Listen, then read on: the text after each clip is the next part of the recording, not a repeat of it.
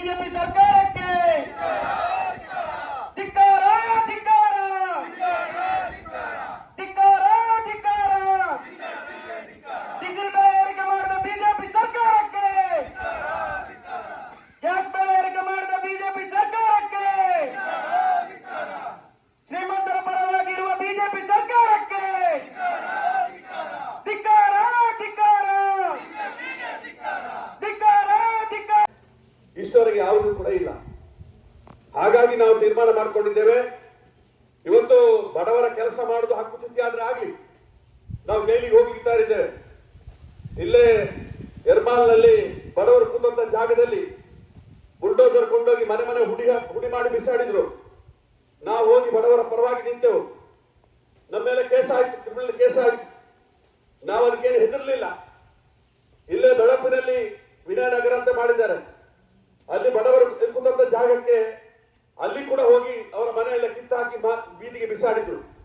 ನಾವು ಹೋಗಿ ಪ್ರತಿಭಟನೆ ಮಾಡಿ ಅಲ್ಲೇ ಅದೇ ಜಾಗದಲ್ಲಿ ಅವರಿಗೆ ಹಕ್ಕುಪತ್ರ ಕೊಡಬೇಕು ಅಂತ ಕೊಡಿಸಿದೆವು. ನನಗೆ ನೀವು 5 ವರ್ಷ ಅವಕಾಶ ಕೊಟ್ಟಿದ್ರೆ MLA ಆಗುವಂತದ್ದು.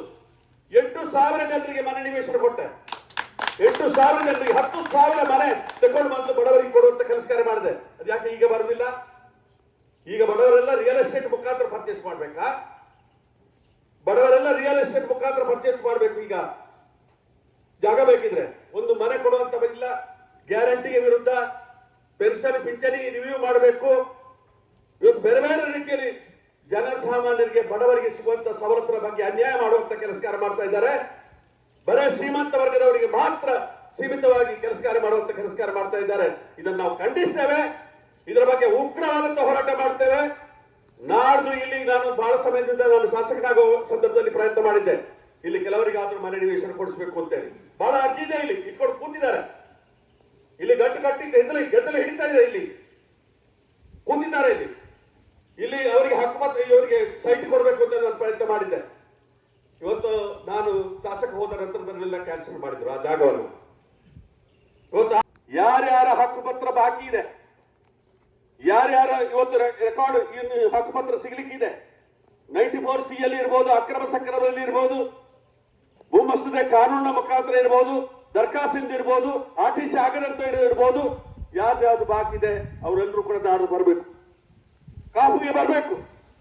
ತಹಸೀಲ್ದಾರ್ ಆಫೀಸಲ್ಲಿ ಕೂತ್ಕೊಂಡು ಒಂದೊಂದೇ ಫೈಲ್ ತೆಗಿಸಿ ಅದಕ್ಕೆ ಸರಿಯಾದ ರೀತಿಯ ಪರಿಹಾರ ಕೊಡಿಸುವಂತ ರೀತಿಯ ಪ್ರಯತ್ನವನ್ನು ನಾವು ಮಾಡ್ತೇವೆ. ಪ್ರತಿಭಟನೆ ಮಾಡಿ ನಿಮಗೋಸ್ಕರ ಇವತ್ತು ಒಂದು ವೇಳೆ ಅಧಿಕಾರಿಗಳು ಸಹಕಾರ ಮಾಡಿದ್ರೆ ನಾವು ಬಂದು ಅಲ್ಲಿ ಪ್ರತಿಭಟಿಸುವ ಧರಣಿ ಮಾಡುವಂತ ಕೆಲಸ ಮಾಡ್ತೇವೆ ಅಂತ ಹೇಳಿದ್ದೇವೆ.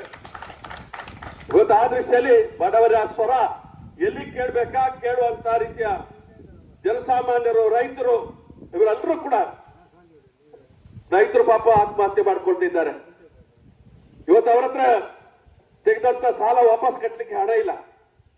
ಬೇಕಿರುವಂತ ದೇಶದಲ್ಲಿ ರೈತರ ಸಾಲ ಮನ್ನಾ ಮಾಡಲಿಕ್ಕೆ 3 ಲಕ್ಷ ಕೋಟಿ, 14.5 ಲಕ್ಷ ಕೋಟಿ ರೂಪಾಯಿ ಬಂಡವಾಳಶಾಹಿಗಳು, ಕೈಗಾರಿಕೋದ್ಯಮದವರ ಸಾಲವನ್ನ ಮನ್ನಾ ಮಾಡಲಿಕ್ಕೆ ಆಗ್ತದೆ. ರೈತರ ಸಾಲ ಮನ್ನಾ ಮಾಡಲಿಕ್ಕೆ ಆಗುದಿಲ್ಲ, ಬಡವರ ಸಾಲವನ್ನು ಮನ್ನಾ ಮಾಡಲಿಕ್ಕೆ ಆಗುದಿಲ್ಲ. ನೀವೆಲ್ಲ ಮನೆ ಆಶ್ರಯ ಮನೆಯಲ್ಲಿ ಮನೆ ಕಟ್ಕೊಂಡಿದ್ರಿ.